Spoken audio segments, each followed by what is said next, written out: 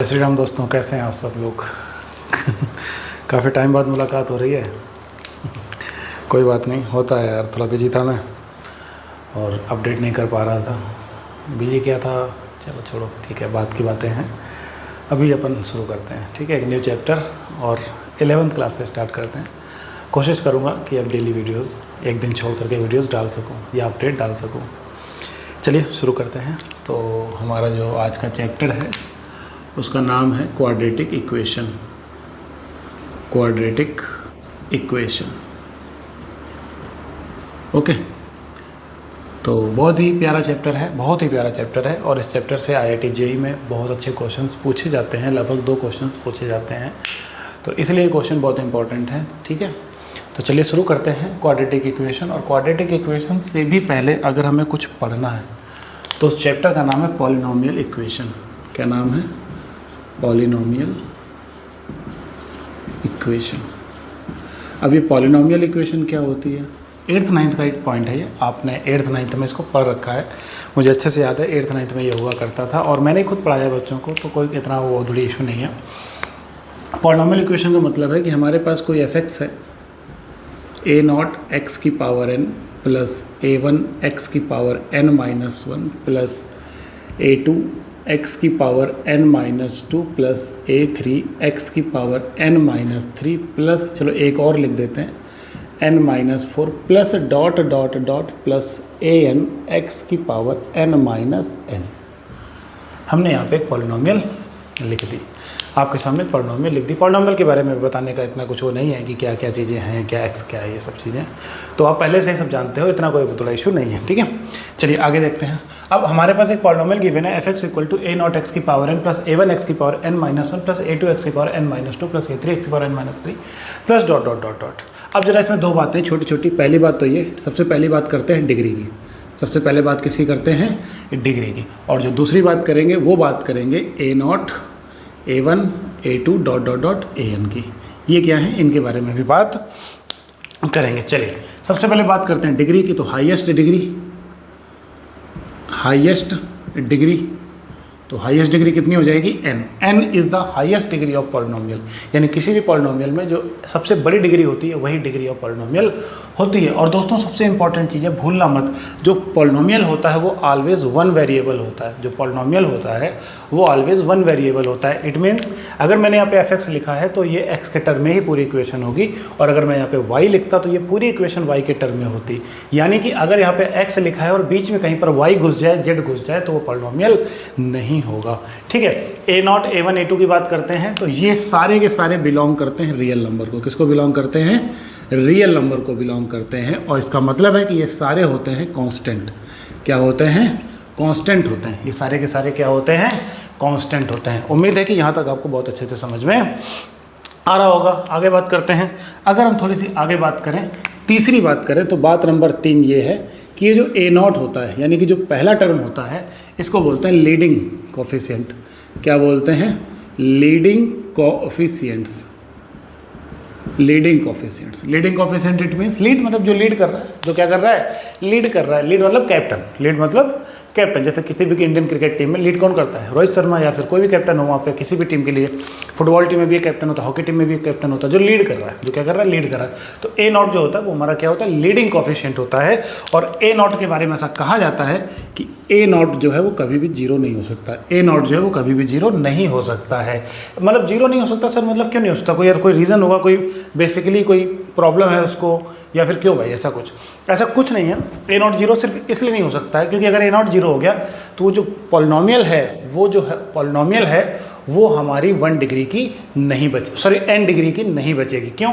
क्योंकि a0 अगर 0 हो जाएगा तो x की पावर n वाला टर्म ही खत्म हो जाएगा, और जब ये टर्म खत्म हो जाएगा तो जो पॉलिनोमियल की डिग्री है वो तुरंत किस पे सेपरेट हो जाएगी? n-1 पे पहुंच जाएगी। तो डिग्री ऑफ पॉलिनोमियल की 1 डिग्री कम हो जाएगी। तो इस वजह से जो पॉलिनोमियल हमें चाहिए होगा तो उस हिसाब से हम सीधा सीधा कह सकते हैं कि जो लीडिंग कोफिशिएंट है वो हमारा कभी भी 0 नहीं होना चाहिए। अदरवाइज उसकी जो डिग्री है वो 1 क्या हो जाएगी? फिसल जाएगी, कम हो जाएगी। समझ आ गया होगा इतना कुछ बड़ा, क्योंकि अपना चैनल का नाम ही है ओरिजिन से बेसिक से सिलेक्शन तक, तो छोटी छोटी बातों पे बात करेंगे। तो ये 3 पॉइंट थे हमारे किसी पॉलिनोमियल को लेकर के, जो कि मैंने आपके सामने यहाँ पे रख दिए हैं। अब बात आती है पॉलिनोमियल। अब देखो पॉलिनोमियल जो होती है, पॉलिनोमियल होती क्या है देखो पॉलिनोमियल सबके सामने लिखी हुई है, आपके सामने लिखी हुई है। 3 बातें जो इंपॉर्टेंट बातें थी वो लिख दी यहाँ पर। चौथा पॉइंट लिखना चाहो तो मैं लिख दूँ कि सिंगल वेरिएबल की होती है। सुन सकते हो, समझ सकते हो, कोई इतना इट मीन्स कोई बहुत बड़ा तरीका नहीं, बहुत बड़ा फ्लो नहीं है कि मैं उसको लिखवा दूँ आपके सामने।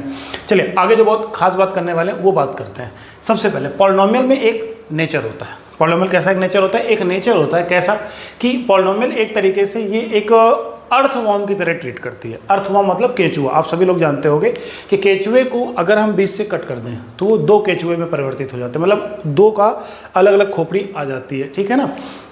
तो अर्थवॉर्म को भी अगर हम कहीं से काटना शुरू कर दें, अर्थवॉर्म को भी हम कहीं से क्या कर दें, काटना शुरू कर दें, तो वो कई सारी पॉलिनोमियल बन जाती हैं। मतलब पॉलिनोमियल को भी अगर हम कई जगह से काटना शुरू कर दें तो वो तरह तरह की पॉलिनोमियल, डिफरेंट डिग्रीज की पॉलिनोमियल तैयार होना शुरू हो जाती हैं। यानी कि सर जो अर्थवॉर्म होता है, अर्थवॉर्म मतलब 2 पार्ट में, मतलब उसको और काट दें, मतलब ये नहीं कि काटे चले जा रहे हो चटनी बनाएंगे आज, पागल हो गए हो क्या। पॉलिनोमियल की बात कर रहे हैं यहाँ पे। पॉलिनोमियल की अगर बात कर रहे हैं यहाँ पर, तो पॉलिनोमियल में सबसे जो बेसिक सा रूल था वो मैंने आपको बता दिया कि पॉलिनोमियल को अगर मैं कट करना शुरू करता हूँ, मान लो मैंने लास्ट टर्म में ही कट कर दिया, लास्ट टर्म में ही कट कर दिया, तो एफ के नाम पे हमारे पास केवल कौन आएगा, an आएगा। कौन आएगा? an आएगा। और मान लो इससे पहले वाला सर कट कर दिया, तो अब इससे पहले वाले में कौन रखा होगा? ऑब्वियसली बात है 1 डिग्री का टर्म रखा हो गया।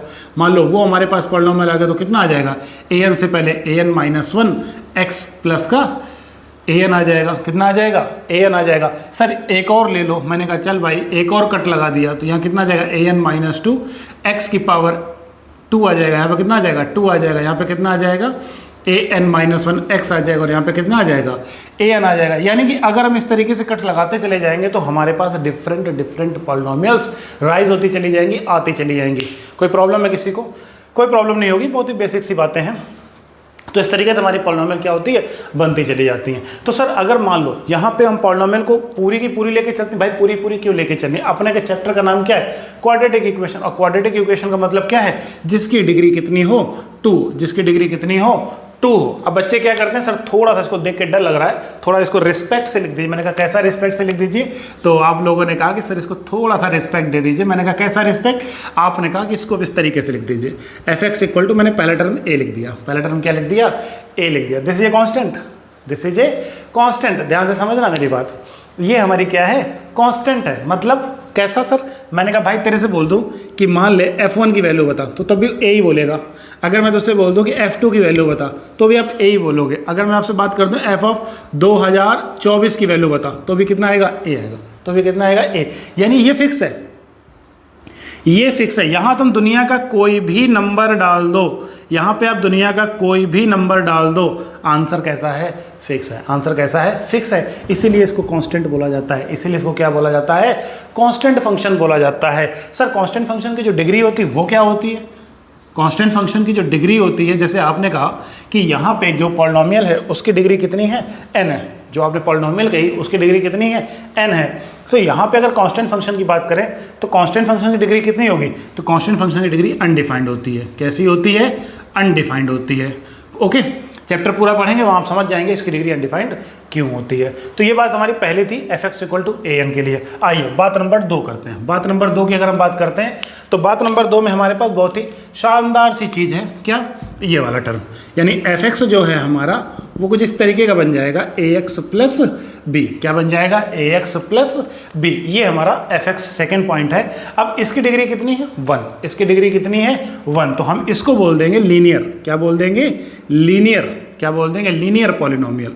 क्या बोल देंगे दोस्तों? Linear polynomial. इसको बोलेंगे लीनियर पॉलिनोमियल, क्योंकि इसकी डिग्री कितनी है? 1 है। इसकी जो डिग्री है वो कितनी है? 1 है। Degree is 1। और इसकी जो डिग्री थी वो कैसी थी? अनडिफाइंड थी। ठीक है, बात करते हैं तीसरे वाले की। बात करते हैं तीसरे वाले की। तो बात नंबर 3, बात नंबर 3 में अगर हम बात करते हैं तो तीसरा जो फंक्शन हमें लिखा होगा थोड़ा सा उसको इज्जत से लिखेंगे, ax² प्लस का bx प्लस का c। This is a quadratic equation. This is this is a quadratic function. इसको क्या बोलेंगे? Quadratic function. क्यों? क्योंकि इसकी डिग्री कितनी है? 2 है। इसकी डिग्री कितनी है? 2 है, degree is equal to 2। A B C क्या है? कांस्टेंट है। ए बी सी क्या है?